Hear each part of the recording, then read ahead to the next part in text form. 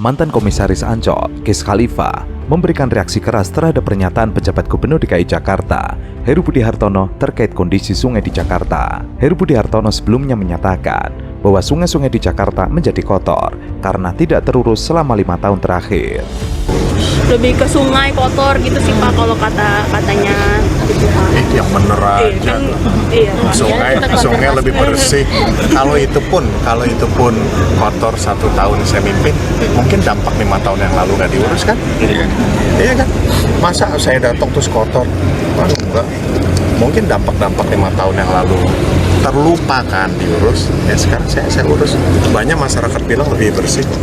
Namun, pernyataan ini mendapatkan respon tajam dari Gis Khalifa. Gis menuliskan dalam aplikasi X, otaknya bulukan. Gis mengingatkan bahwa Heru telah memimpin Jakarta dalam rentang waktu hampir 2 tahun terakhir. Gis menggunakan istilah bulukan untuk menyindir pernyataan Heru. Ia mengatakan bahwa dalam rentang waktu tersebut, Heru memiliki peran penting dalam kepemimpinan Jakarta, sehingga tidak bisa sepenuhnya menyalahkan pihak sebelumnya. Udah mau 2 tahun elu mimpin Jakarta tong, tandasnya. Ya kan saya pernah mundur. Nah, itu Saya pernah mundur dari Komisaris Ancol. Alasan saya jelas, saya nggak cocok sama PJ yang sekarang. Gue nggak rela jadi anak buahnya dia, ya gue mundur. Berarti kira-kira itu yang terjadi sekarang mungkin? Ya. Ada Kan orang nggak ketidakcocokan. mungkin mundur tanpa alasan. Kan nggak mungkin gitu. Tapi kan nggak perlu juga kita menebak-nebak.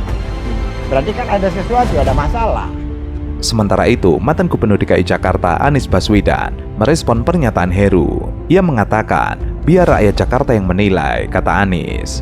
Adapun Heru Budi Hartono sebelumnya menjawab kritikan Ketua DPW PKB DKI Jakarta, sekaligus legislator DKI Hasbiallah Ilyas, yang menilai Jakarta semakin semrawut. Setelah 2 tahun ditinggal oleh Anies Baswedan, Heru mempertanyakan konteks semrawut yang dimaksud. Ia mengatakan, semrawut apanya? Ia mengaku belum kena penjabat selama 2 tahun. Ia mengaku baru 1 tahun menjabat. Semrawut apanya? Kalau jalannya rame, malnya bagus, kata Heru. Kritik dari anggota DPR katanya 2 tahun ini semenjak ditinggal gubernur sebelumnya Jakarta semeraut Pak. Tanggapan Bapak bagaimana Pak mengenai kritik tersebut? Belum 2 tahun, baru 1 tahun semerawut. Pokoknya semenjak ditinggal gitu Pak maksudnya. Sebelumnya kan COVID. Salah satu yang disorot Hasbiallah ialah kondisi kali-kali di Jakarta yang semakin kotor. Heru justru memandang kondisi kali selama kepemimpinannya bersih setelah 5 tahun terbengkalai. Sebelumnya, Ketua Dewan Pengurus Wilayah PKB DKI Jakarta Hasbiallah Ilyas mengungkapkan beberapa alasan mencalonkan mantan Gubernur DKI Jakarta Anies Baswedan di Pilgub Jakarta. Hasbiallah mengatakan, usulan itu datang dari pertimbangan para kader PKB di Jakarta. Partainya juga melihat kinerja Anies Baswedan saat memimpin Jakarta. Ia menyebut saat ini kondisi Jakarta semrawut setelah Anies tidak menjabat lagi. Hasbiallah mengaku sudah menyampaikan kondisi Jakarta saat ini kepada Anies. Dia lalu mengungkit beberapa masalah, termasuk soal kartu Jakarta Pintar yang belum tersalurkan. Ia mengaku datang kepada Anies Baswedan membahas Jakarta bagaimana kondisi Jakarta akhir-akhir ini sangat terabaikan. Salah satu contoh misalnya lansia, saat ini dipotong 300.000, KJP atau Jakarta Pintar sampai saat ini belum cair, padahal masyarakat sangat membutuhkan. Bahkan rumah ibadah dipotong 50%. Hal itu tidak terjadi saat Anies Baswedan memimpin.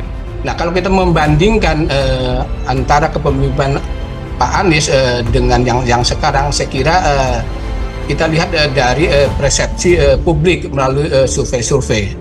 Nah, survei itu menunjukkan bahwa dukungan terhadap Anies kan tinggi dan popularitasnya juga tinggi. Dengan demikian melihat bahwa kepemimpinan Anies selama 5 tahun itu dianggap baik gitu.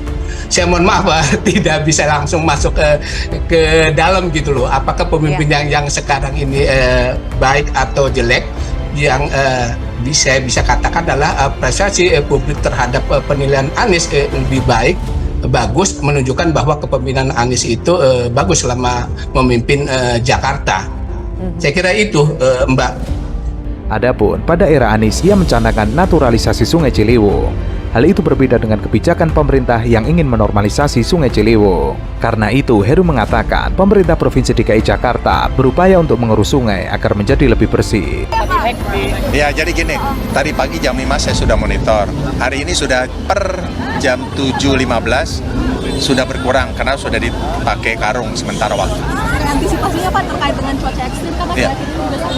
Jadi gini, di Jabodetabek termasuk Jakarta kemarin kan intensitas hujannya 200 loh.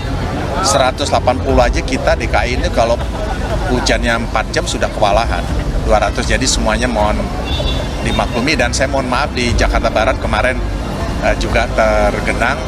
Lebih dari 1 hari ya Pak? Iya, lebih dari 24 jam, tapi kan kita sudah atasi ini karena rob dan air hujan yang tadi 200 mm, lantas juga ada kiriman, termasuk yang dihack. Sebelumnya, Ketua DPW PKB DKI Jakarta Hasbiollah Ilyas menilai kondisi sungai di Jakarta semakin tidak terurus setelah Anies Baswedan tidak lagi menjabat Gubernur DKI Jakarta. Ia mencontohkan sungai yang berada di dekat rumahnya menjadi kotor beberapa waktu ke belakang. Karena itu, DPW PKB DKI Jakarta mendukung Anies Baswedan untuk kembali menjadi gubernur. Anies pun telah menerima amanah DPW PKB DKI Jakarta untuk menjadi calon Gubernur DKI Jakarta 2024. Ada pembersihan gorong-gorong, ada juga pengerukan kali untuk memastikan bahwa sedimentasi yang terjadi itu bisa dibersihkan awal. Harapannya kita bisa menghadapi musim penghujan besok dengan lebih siap dan mudah-mudahan terhindar dari banjir. Untuk diketahui, Anies Baswedan telah melakukan kerja pembersihan kali di Jakarta. Hal tersebut terlihat dalam gerakan Gerebek Lumpur. Gerebek Lumpur telah dimulai sejak era Anies Baswedan. Hal itu dilakukan di Kali Krukut, Bendungan Hilir. Sejak awal, Anies Baswedan telah melakukan pengerukan waduk, pembersihan gorong-gorong, dan pengerukan kali. Hal itu untuk memastikan bahwa sedimentasi bisa dibersihkan sejak awal. Semua pendekatan kita dari mulai transportasi sampai urusan sungai itu mengandalkan kepada pendekatan yang ramah lingkungan. Itu prinsip yang kita pegang. Bukan hanya urusan sungai, semuanya. Nah, ketika sampai pada sungai, ada pendekatan yang sudah lama digunakan, betonisasi. Dibuatkan beton kanan kiri. Kanal, itu juga di Eropa dilakukan 60-an, 70-an, 80-an. Kanal-kanal itu bentuknya beton. Nah, yang saya sampaikan ke depan, kita tidak bisa terus hanya begini. Justru kita harus mendekatin sebuah pendekatan yang lebih alami. Nah, di dalam konteks Jakarta, ada tempat-tempat yang memang tidak bisa digunakan selain beton. Tempat yang kanan kirinya sudah padat penduduk, tempat yang sudah ketat, ya memang harus menggunakan beton. Ya nggak apa-apa itu dilakukan. Tapi tempat yang di situ justru lahannya masih memungkinkan untuk dijaga ekosistem sungainya, dijaga, jangan dijadikan beton. Saya beri contoh, Sungai Ciliwung misalnya. Sungai Ciliwung yang sudah di kawasan perkotaan sudah ketat, ya mau tidak mau sebagai beton di situ. Tapi kawasan yang masih hijau, perhatikan Bang, seperti Condet, dari mulai Kalibata sampai Simatupang, itu kawasan yang masih hijau semua, kawasan yang masih alamiah. Ini harus dijaga sebagai kawasan yang natural. Jadi visinya itu bagaimana kota ini menjadi kota yang layak hidup bagi seluruh makhluknya, bukan hanya manusia, termasuk ikannya, termasuk makhluk-makhluk yang hidup di dalam ekosistem sungai. Itulah yang disebut sebagai konsep naturalisasi.